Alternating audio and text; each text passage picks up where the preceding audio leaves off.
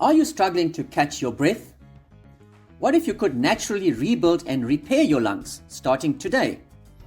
One of my clients was constantly winded after climbing stairs. He had a history of asthma and years of exposure to pollution. But instead of relying on medications alone, we focused on restoring his lungs from within, and his breathing improved dramatically in just a few weeks. To repair your lungs, you need to reduce inflammation and boost oxygen delivery.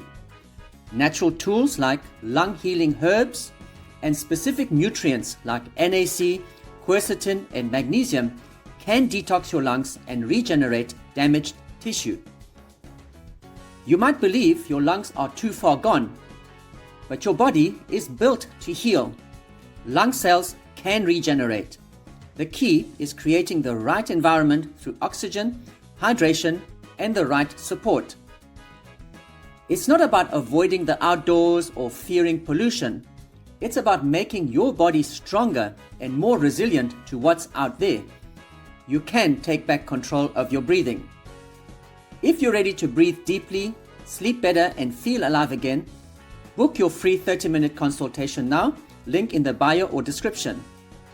Let's restore your lungs naturally.